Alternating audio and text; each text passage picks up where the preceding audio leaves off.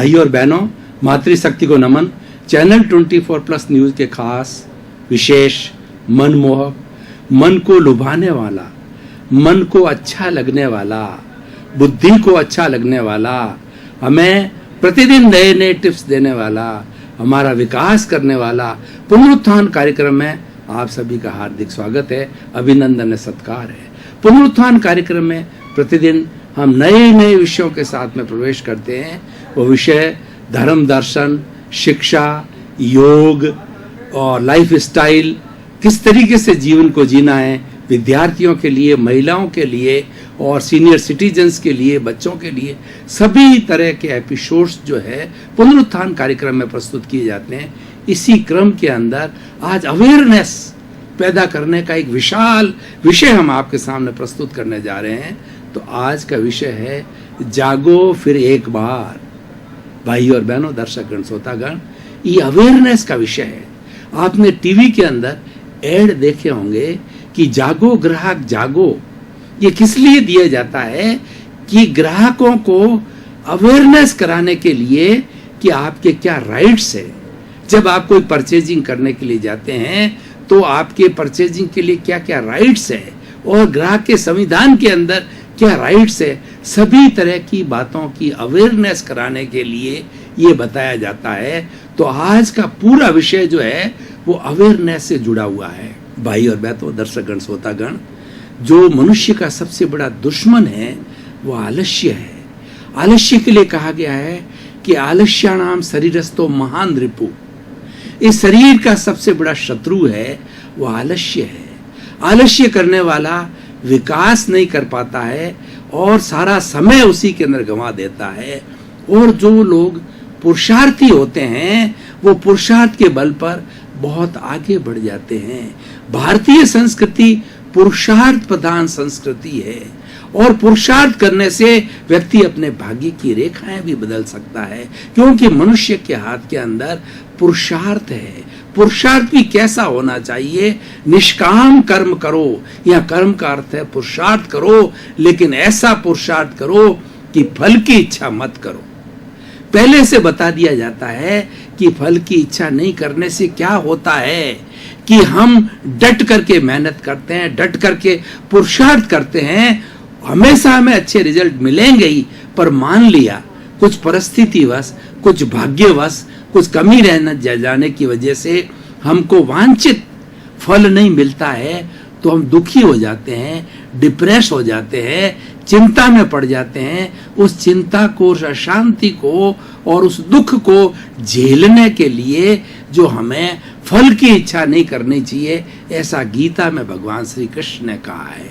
तो भाई और बहनों, दर्शकगण, श्रोतागण, पुरुषार्थ की बात चल रही है और पुरुषार्थ है एक बीज बोने के समान है। हम खेती करते हैं तो पहले बीजों का चयन करते हैं कि कौन सी चीज की हमें खेती करनी है। अगर गेहूं की खेती करनी है तो गेहूं के बीज बोए जाते हैं, चावल की खेती करनी होती है तो चावल के बीज बोए जाते हैं। जिस तरह की फसल हम चाहते हैं वैसे बीज बोए जाते हैं। और ये जो बीज बोना है, जो चयन करना है, ये पुरुषार्थ है।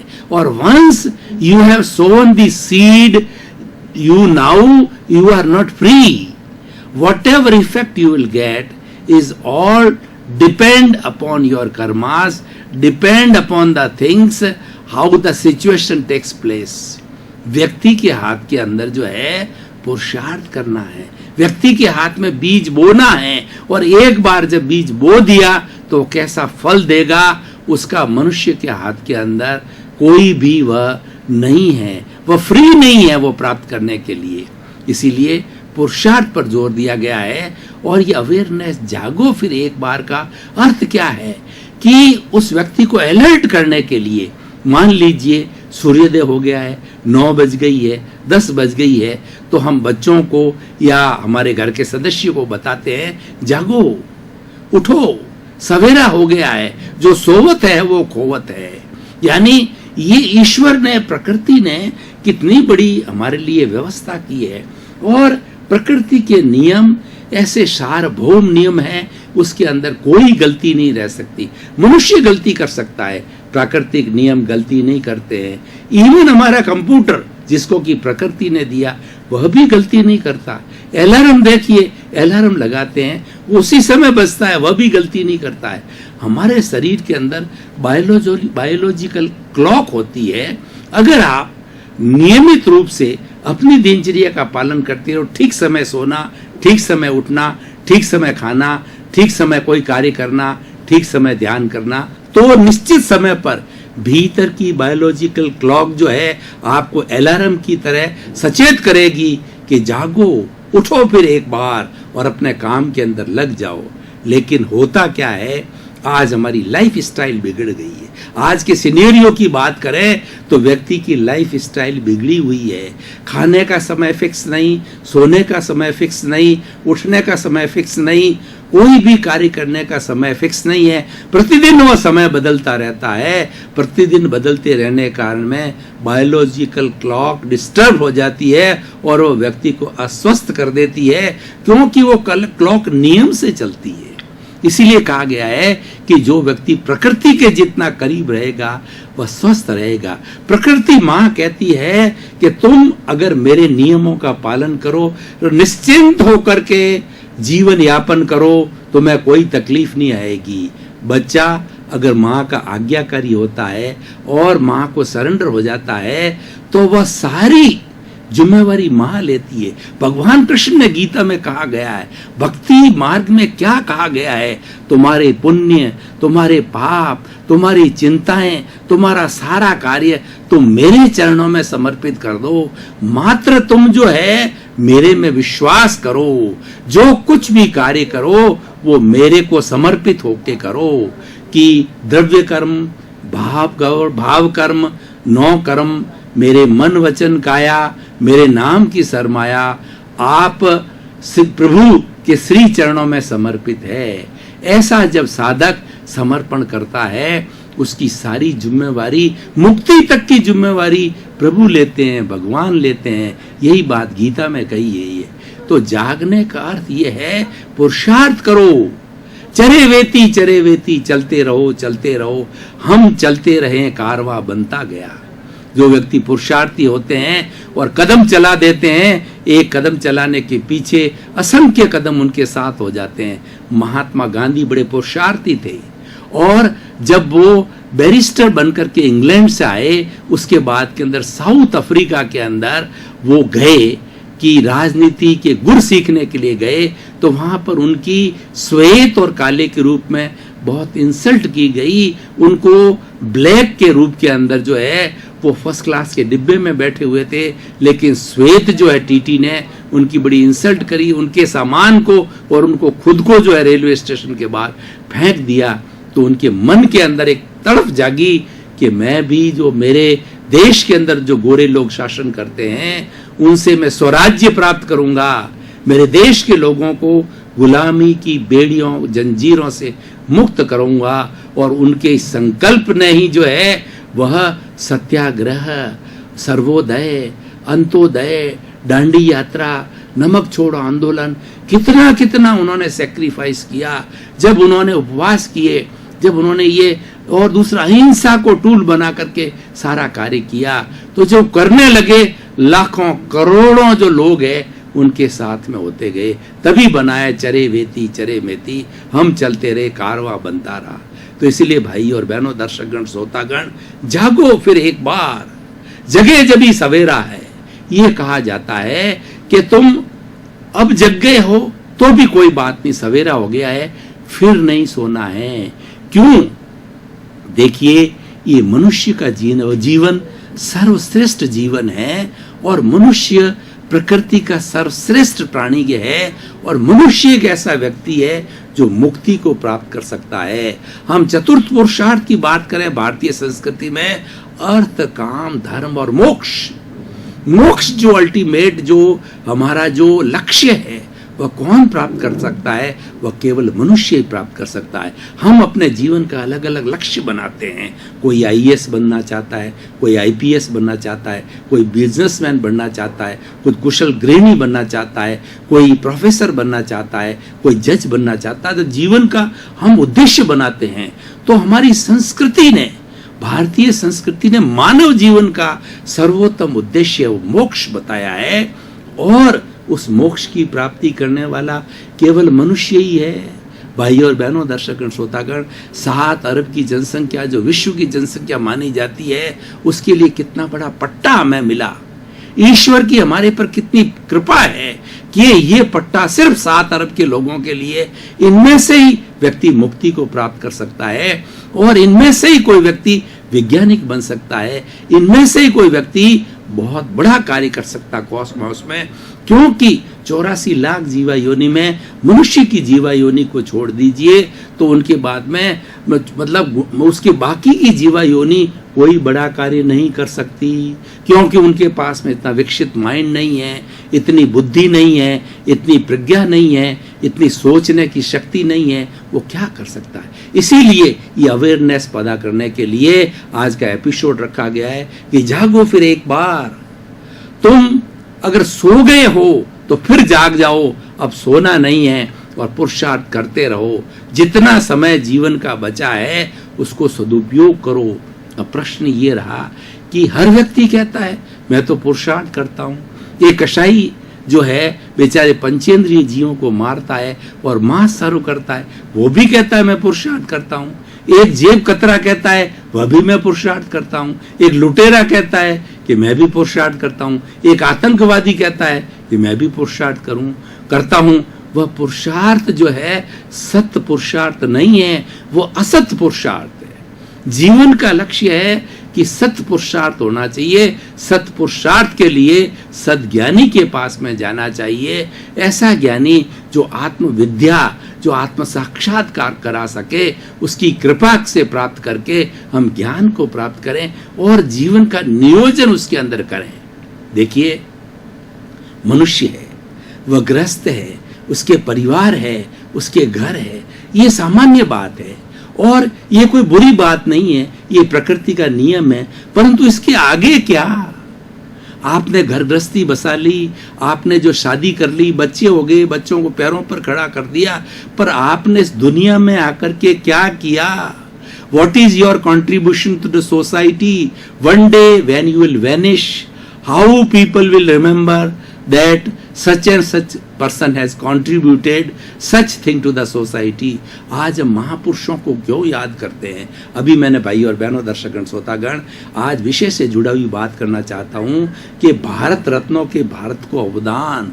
मैंने एक पुस्तक लिखी, उसमें 46 भारत रत्नों के अवदानों को देखा। ज्यादातर जो है देवलोक चले गए हैं, कुछ उसमें से जिंदे भी हैं, लेकिन उनकी जीवनी को आप पढ़ें तो मालूम पड़ेगा कि उन्होंने भारत को इतना दिया, उन्होंने विश्व को इतना दिया कि आज भी याद किए जाते हैं। स्वामी विवेकानंद, स्वामी दयानंद सरस्वती, राजा राम मोहन राय, कबीरदास जी, आज उनका पूरा हमारे पास में लिटरेचर है, उनकी फिलॉसफी है, उनको पढ़ते हैं, पढ़ाते हैं और जीवन उसके अनुरूप बनाते हैं, क्योंकि उन्होंने सोसाइटी को दिया। इसलिए भाई और बहनों, दर्शकगण, श्रोतागण, मैं ये कहना चाहता हूँ एपिसोड के माध्यम से कि आप जाग गए हो तो सद पुरुषार्थ के अंदर लगिए।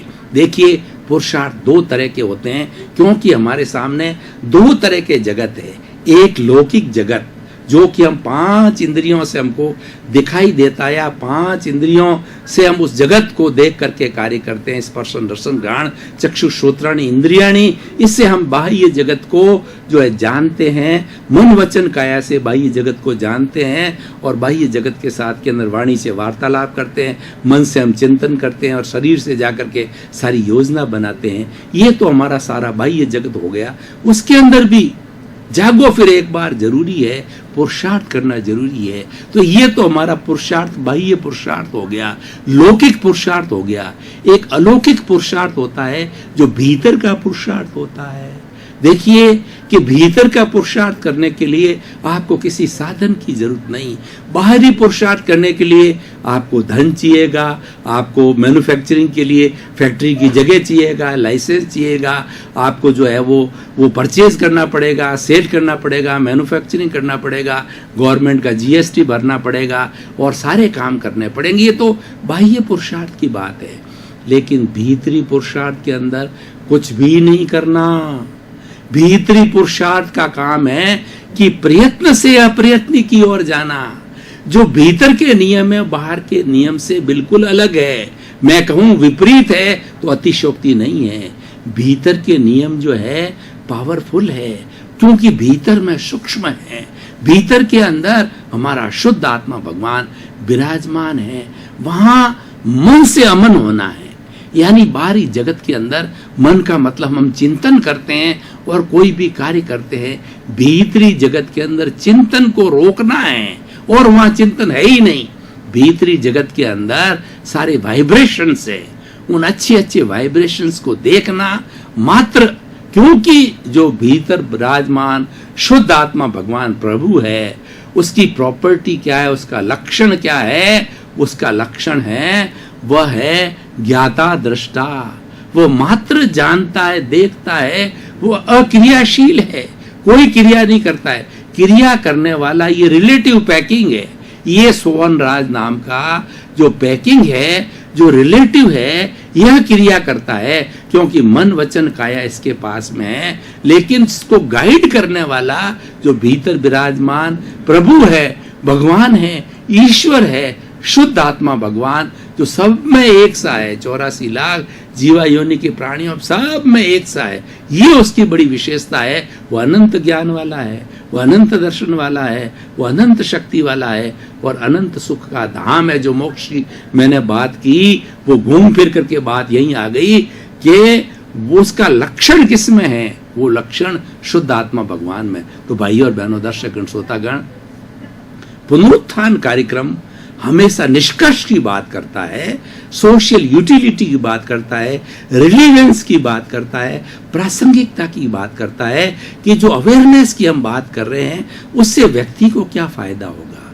समाज को क्या फायदा होगा, और मानव जाति को क्या फायदा होगा, और आगे बढ़ूं तो चराचर जगत में 84 लाख जीवा योनि को क्या फायदा होगा। बहुत बड़ा फायदा होगा।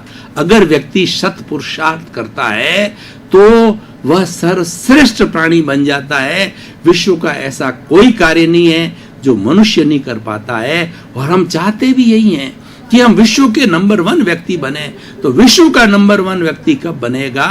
कि वो शत पुरुषार्थ करे, प्राप्त मन वचन काया से जगत के किसी प्राणी को किंचित मात्र भी दुख न हो, दुख न हो, दुख न हो। हे ईश्वर, मुझे ऐसी जागृति दो, मुझे ऐसी शक्ति दो। देखिए, सबसे बड़ा काम क्या है कि प्राणी मात्र को कष्ट न देना।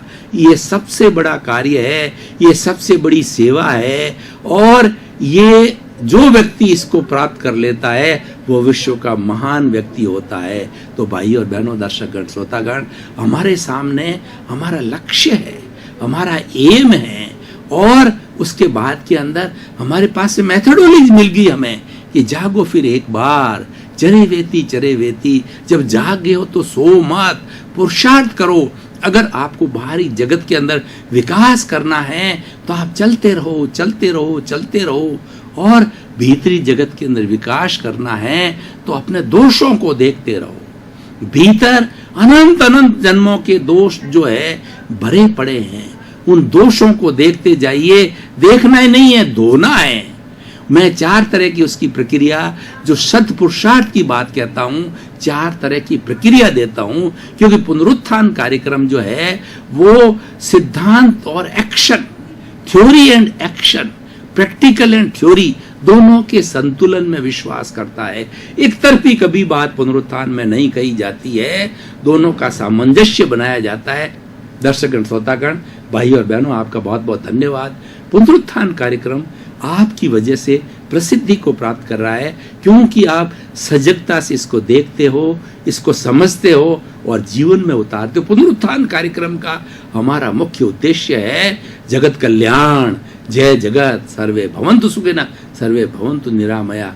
इसी क्रम में आपका जीवन आनंदमय हो, मंगलमय हो, प्रेममय हो, पुरुषार्थ प्रधान हो, और खूब समाज की आप सेवा करें। आपके प्रति मंगल भावना।